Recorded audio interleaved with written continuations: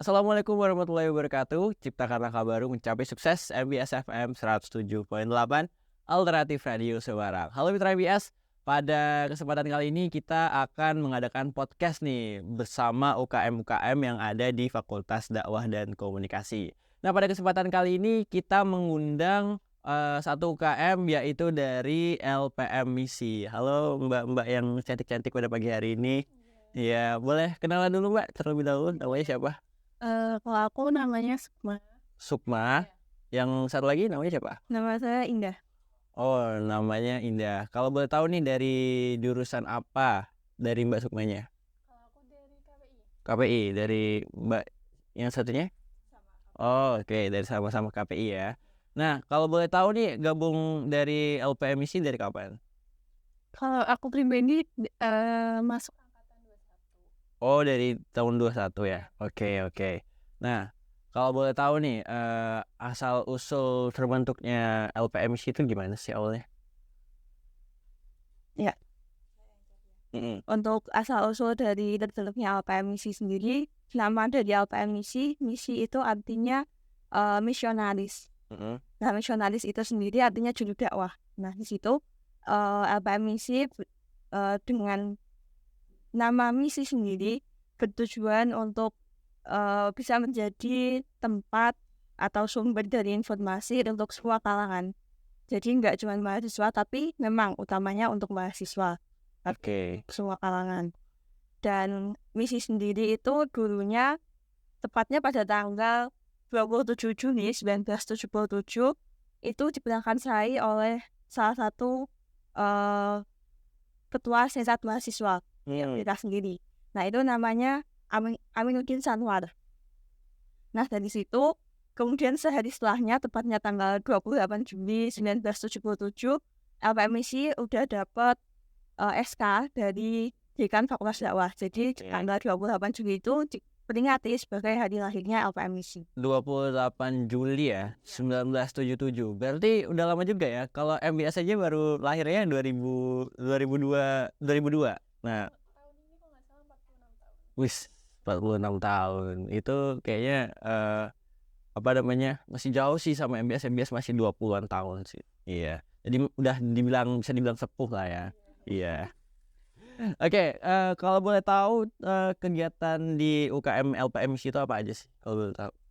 Kalau di LPM khusus sendiri mungkin kegiatan-kegiatan harian itu ya kita liputan, lagi acara-acara di UIN kayak gitu. Selain itu juga ada teman-teman nulis-nulis artikel, opini kayak gitu untuk hariannya.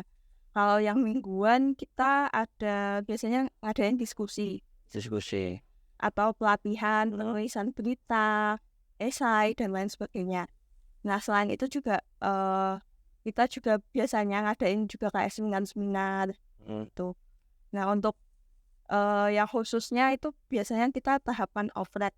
Oprek itu kegiatannya emang panjang dan kegiatan puncaknya itu workshop. Di workshop sendiri nanti teman-teman dari calon anggota di LPMIC nanti diajarin gimana sih caranya buat proposal buletin, nyusun buletin, bayangan dan lain sebagainya. Dan di situ juga dari teman-teman bisa langsung terjun ke lapangan. Jadi praktek langsung, wawancara narasumber, terus cari di. Oke, Mitra MBS tadi kan udah dibahas nih soal sejarah dari LPMIC ini dibentuk pada tanggal 28 Juli ya, 1977 ya. Ini berarti udah 46 tahun. Bentar lagi ya. Nah, itu termasuk udah sepuh ya hitungannya. Soalnya dari MBS sendiri aja terbentuknya itu pada tahun 2002 gitu. Jadi udah jauh banget selisihnya. Ibaratnya udah punya cucu sih harusnya LPMIC. Iya. Nah, lanjut nih Mbak. Dan tadi kan kita udah ngebahas asal-usulnya, sejarahnya. Terus kalau boleh tahu kegiatan yang ada di LPMIC itu apa aja sih sebenarnya? Kalau untuk kegiatan di LPMIC dalam sehari-hari kita ngadain biasanya teman-teman liputan di acara-acara UIN atau bisa juga yang nggak berbentuk acara juga bisa. Selain itu juga nulis-nulis kayak opini, artikel, esai, sastra juga. Kalau untuk di kegiatan mingguan biasanya kita ada ngadain diskusi dan juga pelatihan. Nah, kalau untuk pelatihan itu sendiri biasanya kita pelatihan nulis berita, terus ada nulis artikel, opini, sastra juga. Nah, kalau selain itu kita juga ngadain seminar-seminar. Untuk nantinya yang akan datang itu kan kita juga ada oprek nih. Di oprek itu ada satu kegiatan puncak namanya workshop. Nah, di workshop itu nanti teman-teman calon anggota baru dari LPMIC bisa istilahnya Kak, diajarin untuk gimana sih nulis proposal sebelum membuat buletin. Nanti itu juga mereka bisa buat buletin bayangan. Di sana juga dia bisa terjun langsung ke masyarakat, wawancara ke masyarakat. Oke, jadi nanti kalau misalnya ada penerimaan mahasiswa baru itu berarti puncaknya di workshop gitu ya Mbak. Nah, buat kamu ya mitra MBS yang tertarik sama dunia kepenulisan atau dunia jurnalistik, pemberitaan, boleh banget nih kamu ntar kalau misalnya mau join ke LPMIC, ntar langsung join aja, ntar ditemenin sama mbak-mbaknya gitu. Nah, tadi kan kita udah ngebahas nih soal kegiatan-kegiatan yang dilakukan di LPMIC, baik kegiatan harian, mingguan, bahkan tahunan. Nah, kalau boleh tahu nih, apa aja sih pencapaian atau prestasi yang udah diraih di LPMIC sendiri? Kalau buat pencapaian buat tentang misi sendiri mungkin masih dikit Mas. Salah satunya itu pernah menjadi ikut lomba majalah dan juara 3 itu se-Jawa Tengah. Nah, kalau buat prestasi itu mungkin lebih ke alumninya ya. Nah, banyak alumni dari LPMIC itu yang dia kerja di media nasional gitu. Seperti di Serat, seperti di Kompas gitu. Terus ya outputnya lebih ke lulusan atau keluaran dari LPMIC. Bahkan lulus pun mereka udah kerja di media nasional. Oke, berarti dari belajar LPMIC sendiri banyak belajar dari LPMIC banyak juga alumni yang pada akhirnya pas mereka lulus itu bisa masuk ke media-media nasional gitu ya. Jadi bahkan sebelum lulus mereka udah bisa dapat kerja. Oh, keren juga berarti ya. Sebenarnya bukan cuma jadi jurnalis ya, di situ kita belajar banyak gitu loh. Kita belajar desain grafis juga. Oh, belajar desain grafis. Tentang media sosial, bahkan ada alumni dari misi pun dia menjadi founder tentang pengelolaan media sosial. Bahkan ada yang di YouTube, ada yang dia menjadi desain grafis itu. Jadi kayak sebenarnya dari misi itu bukan cuma berita atau jurnalis, jadi kayak Oke, berarti kalau dari LPMIC sendiri itu tandanya berarti bukan hanya berfokus sama jurnalistik aja ya, berarti banyak lagi hal yang bisa dilakuin seperti desain grafis atau menggunakan media sosial dengan bijak gitu. Nah, tadi kan kita udah ngebahas soal kegiatan atau prestasi-prestasi yang udah diraih di LPMIC ini. Selanjutnya, Mbak-mbak, ada nggak sih kegiatan unik yang dilakukan di UKM LPMIC sendiri? Kalau tradisi unik, mungkin nggak terlalu dibilang unik ya, cuma ada tradisi ya di situ. Nah, mungkin salah satu tradisinya itu kita namanya Sowan Alumni. Nah, Sowan Alumni itu kita yang masih di angkatan 22 nih, kayak buat tahu alumni di angkatan 99 itu kan kayak jauh banget ya. Tapi kita itu diharuskan, bahkan kayak diwajibkan harus tahu gitu. Gitu. Jadi kayak bahkan kayak hari raya ya. Hari raya itu kita ke alumni yang bahkan dia udah berkeluarga, udah sepuh, jadi kayak udah punya anak gitu loh. Jadi punya cucu gitu. Kita harus tahu kayak selain kayak sanat atau alumninya itu. Berarti dari mbaknya sendiri ini udah pernah kenal sama yang mungkin dari angkatan 2000 atau 99? Iya. Oh. Apalagi yang khususnya di Semarang ya. Itu kayak emang kita sering kesana juga. Jadi mungkin tradisinya selain kayak tradisi-tradisi makan bareng atau yang lain-lain juga termasuk tradisi itu kita menjaga silaturahmi alumni yang atas bahkan kayak Oke, nah itu dia yang patut dicontoh ya. Jadi kekeluargaannya ini sangat erat sekali, bahkan yang sampai udah punya anak, udah punya cucu masih ibaratnya masih kadang ada sering acara berkumpul bersama gitu ya. Sedangkan kalau misalnya dari MBS sendiri aja angkatan atasnya udah lupa siapa. Oke, ini intermezzo aja ya mitra MBS ya. Nah, terus selanjutnya nih ada nggak sih kan pas kalian open recruitment itu kesulitan atau hambatannya gitu? Kalau kesulitan mungkin dialami sama UKM-UKM lain ya. Kita terutama di LPMC sendiri itu biasanya yang join yang daftar berat itu Oh sedikit. mungkin ini juga kemungkinan ya orang-orang itu memandang jurnalistik itu nanti masih disuruh nulis kayak gitu kan. Sedangkan kalau di LPM sendiri itu nggak cuman kita belajar nulis, tapi seperti yang disampaikan Sukma tadi, kita juga bisa belajar fotografi, desain, dan lain sebagainya. Dan orang-orang tuh yang nggaknya nulis itu berat. Orang-orang sekarang lebih suka kayak konten kreator kayak buat video, buat foto. Jadi itu yang mungkin menurunkan dari minat mahasiswa sendiri untuk join di LPM.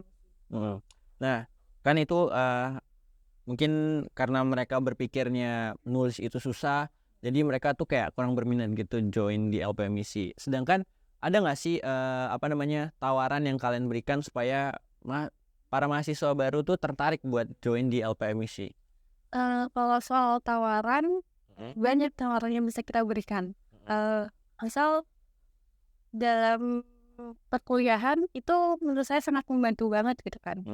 Terus selain kita nggak hanya belajar nulis di LPMI, kalian bisa belajar videografi, kalian bisa belajar fotografi gitu loh. Jadi tawaran-tawaran yang kita berikan tuh banyak banget gitu untuk dunia kerja nanti. Apalagi sekarang kan dunia ini kayak konten kreator itu banyak banget kan sekarang. Kita bisa belajar itu di misi gitu loh. Jadi yang kita berikan mungkin kita bisa menjamin bahwa apa yang kamu pelajari di misi itu sangat berguna di dunia kerja kamu nanti. Oke, nah jadi kalau misalnya dari LPMIC sendiri itu menawarkan kalau kalian ingin join di LPMIC, kedepannya kalian juga banyak mendapatkan ilmu yang berguna buat kalian kedepannya, terutama buat pas bekerja nanti ya. Oke, Mitra MBS, tadi kan kita udah ngebahas tuh apa aja sih yang ditawarin dari LPMIC kepada mahasiswa baru yang ingin join di LPMIC. Nah, kira-kira nih Mbak Sukma dan Mbak Indah, buat para mahasiswa baru, kenapa sih harus bergabung di LPMIC? Kalau buat saya pribadi itu selain nanti membantu di dunia kerja dan sebelum ke dunia kerja nih, kan kita kuliah dan itu tuh kayak membantu banget di perkuliahan. Kayak misal tentang nulis terutama pas kita nanti pas bikin skripsi ya, bikin artikel. Kayak kita sudah terbiasa dengan mencari narasumber, mengolah data, itu kayak kita udah terbiasa soal itu. Apalagi nanti kalau di MDK khususnya KPI ini ya, kan ada mata kuliah jurnalistik tuh. Nah, jadi kayak sebelum mata kuliah itu kayak kita udah bisa dulu nih, jadi kayak memudahkan kita gitu. Udah ngerti basicnya lah ya. Jadi kayak misalnya kalau di semester 3, 4, atau 5 nanti kan ada kayak observasi atau turun ke lapangan gitu kan. Nah itu kayak nanti memudahkan kita banget. Jadinya kita udah luwes ketika berhubungan atau harus kayak wawancara. Oke. Nah itu tadi kalau misalnya kenapa sih harus join banget di LPMIC ya? Tadi yang udah disebutin Mbaknya tadi buat kamu yang mungkin kedepannya mau buat skripsi, buat artikel, atau ada terutama KPI yang ada jurnalistik itu bakalan mudah banget karena kalian udah ngerti dasar-dasarnya di LPMIC sendiri. Nah selanjutnya nih Mbak, aku mau tanya, ada nggak sih kesulitan-kesulitan yang dihadapin selama berada di LPMIC? Coba dari Mbak Sukma dulu. Kesulitan kalau dari pribadi dulu ya, mungkin membagi waktu ya. Bagi waktu antara kuliah, organisasi gitu. Apalagi kalau liputan itu kan kadang di waktu perkuliahan gitu. Jadi kita biasanya kalau di misi itu bagi-bagi tugas. Misal aku libur kuliah itu di hari ini. Jadi nanti kalau ada liputan di hari ini yang terjun ini gitu. Jadi karena kita juga mahasiswa dan harus kuliah gitu, kita harus pintar-pintar membagi waktu gitu. Oke. Terus kesulitan-kesulitan selama jadi misi pun mungkin ketika terjun ya ke lapangan ya. Ketika bertemu dengan narasumber, ketika narasumbernya susah buat dikulik gitu. Ketika narasumbernya banyak alasan dan tidak mau menjabarkan data dan informasi gitu. Jadi kan ya kita harus mencari mencari narasumber lain atau kita harus mencari angle lain dalam penulisan busa itu gitu. Jadi kayak kesulitannya mungkin ya dari aku pribadi itu ya, nggak tahu kalau dari dari Mbak Indah sendiri gimana tuh kesulitannya? Ya kayak Sukma, yang pertama bagi waktu, apalagi sekarang aku udah semester 6. Udah semester 6. Angkatan 20. Dan sekarang lagi banyak-banyaknya tugas. Apalagi ntar KKL. Kemarin banyak BM. Jadi mungkin itu bagi waktunya agak susah. Terus yang kedua, untuk apa ya, ketika kita nyari narasumber, misalkan kita udah nentuin nih, oh ini narasumbernya, tapi pas kita menghubungi nggak ada respon. Susah. Narasumber itu ibaratnya kayak narasumber kuncinya. Penting banget ya. Gitu. Jadi kita mikir lagi ini gimana sih biar bisa wawancara ke narasumber itu. Oke. Nah, kan kalian di kan ibaratnya sering ngebahas soal berita-berita, ngeliput apa kejadian-kejadian. Nah, kalian sering nggak sih anu berita soal di sekitar UIN gitu, ngeliput berita sekitar UIN? Atau target kalian apa emang di luar UIN juga, apa di internal UIN sendiri? Yang diliput itu khususnya emang di UIN. Kita juga ngeliput di luar. Kalau apa aja udah banyak berita yang kita liput, isu-isu yang kita liput. Jadi mulai dari parkiran, dari perpus, jadi beberapa udah emang khususnya di UIN emang kita liput. Kita juga selain di UIN, kita juga meliput berita-berita yang di luar UIN. Berarti nggak hanya terfokus ke UIN aja gitu ya. Nah, selama turun ke lapangan nih, waktu ngeliput berita, hambatan-hambatannya itu apa aja? Ada nggak sih kayak kadang dilarang-larang buat ngeliput, atau jangan, ini nggak boleh, ini apa namanya, rahasia gitu loh? Jangan wait. Kalau soal kayak gitu enggak sih, enggak sampai enggak. Cuman mungkin kalau kita pernah, kalau aku sendiri pernah liputan aksi demo ya. Nah, aksi demo itu mungkin hambatannya kalau demo itu ricuh. Ricuh. Mungkin kita bawa teman-teman dari LPM itu misalkan kebanyakan cewek gitu kan. Jadinya kita agak khawatir juga riskan. Nanti kalau kenapa-kenapa gitu kan. Selain itu mungkin kalau kita juga kemarin sempat liputan di acara Duderan. Dan itu mungkin kesulitannya waktu itu nentuin narasumbernya sih. Karena ketika kita waktu itu aku mau wawancara ke satu orang, nah satu orang ini nolak, jadi harus ke orang lain kayak gitu. Sedangkan maksudnya kita kan belum kenal sama narasumber kita. Nah, apa namanya, kan tadi kan udah ngebahas soal ada nggak sih kesulitan selama liputan gitu kan. Nah, terus aku mau nanya lagi nih sama kalian. Kan kalian dari 2021 ya join LPMISI ya? 20, Mbak Indah 20. Nah, kenapa sih pada akhirnya membuat kalian itu tertarik sama LPMISI? Kalau aku dulu sebenarnya LPMISI bukan UKM yang aku tuju. Jadi iseng-iseng aja waktu PPAK ada apa kayak pemaparan video gitu loh. Dan waktu itu masih online, jadinya pemaparan video bentuknya. Nah itu kok kayak bagus ya di LPMISI, jadi daftar di LPMISI. Terus setelah itu kan udah prosesnya udah lumayan panjang tuh, udah sampai di 2021. Sedangkan waktu itu tahunku workshopnya di 2021 ikutnya. Jadi kayak kalau aku nggak ikut workshop nanti kan aku gugur. Jadi apa ya, eman-eman sayang banget gitu kalau nggak ikut workshop. Selain itu juga orang-orang di LPMIC itu welcome banget. Oh, welcome banget. Kita yang Baru.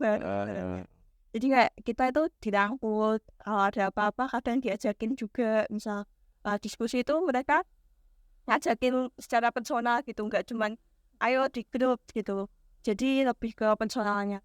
Oke. Nah, berarti karena orang-orang yang welcome itu dan itu yang membuat kalian tertarik dari tadi kan Mbak Indah ya, Mbak Sukma belum nih. Mbak Sukma gimana? Kalau aku pribadi mungkin dari awal dari SMA kayak tertarik sama dunia jurnalistik. Nah, makanya kayak iseng-iseng lah cari-cari apa ya UKM atau ya UKM yang hubungannya sama jurnalistik. Jadi kayak ya nyoba gitu. Terus kok ya senang sama orang-orangnya, sama apa yang dipelajari. Jadi ya Untuk yang mau masuk di LPMIC nggak usah takut, nggak usah berpikiran jurnalistik nanti kita nulis-nulis doang. Kita harus ketemu sama misal orang-orang yang nggak kenal kita, sedangkan kayak kita sendiri biasanya ada yang ngerasa takut gitu sama orang. Benar. Nggak takut kayak gitu. Nanti di LPMIC kita belajar bareng-bareng. Selain dari kita, dari Mas Mbak di pengurus juga nanti ada juga Mas Mbak alumni yang siap untuk membantu kalian untuk berproses di LPMIC. Tapi jangan galak-galak ya. Biasanya kalau orang galak-galak jadi takut anaknya buat masuk gitu. Kalau dari Mbak Sukma tuh gimana? kalau aku buat kalian yang mau masuk LPMIC nggak usah takut ya, karena apa ya, mereka banyak orang yang berpikir bahwa masuk jurnalistik itu suatu hal yang kadang bahaya gitu kan. Bahayanya kenapa tuh? Karena kayak bersinggungan sama hal-hal yang Oh, sensitif. Oke. nggak usah takut gitu. Malah itu bisa jadi apa ya, motivasi buat kita menghadapi sesuatu hal yang baru gitu. Jadi kayak bagi kalian yang suka tantangan itu bisa banget masuk jurnalistik. Oke, buat kamu yang suka isu-isu bersenggolan dengan pemerintah, kampus atau apa gitu, kayak ya boleh banget nih kamu join ke LPMIC karena kalian pasti langsung terjun ke ke lapangannya gitu kan. Kalian pasti belajar dan kalian pasti akan menemukan problem-problem yang ada di lapangan itu kayak gimana sebenarnya gitu. Nah, mungkin itu dia pembahasan kita ya soal LPMIC, dan dari mbak-mbaknya juga tadi udah nyampein penjelasannya. Aku ucapin terima kasih banyak Mbak udah hadir di studio kami yang kecil ini. Dan buat mitra MBS, jangan lupa untuk terus saksiin podcast MBS FM karena podcast MBS FM ini akan terus rilis dan tayang di YouTube-nya MBS FM. Dan akhir kata, aku Angga Ijrian selaku host pamit undur diri dan mohon maaf apabila ada kesalahan. Aku tutup dengan wabillahi taufiq wal hidayah. Wassalamualaikum warahmatullahi wabarakatuh. Mari berlomba-lomba dalam kebaikan. Bye bye.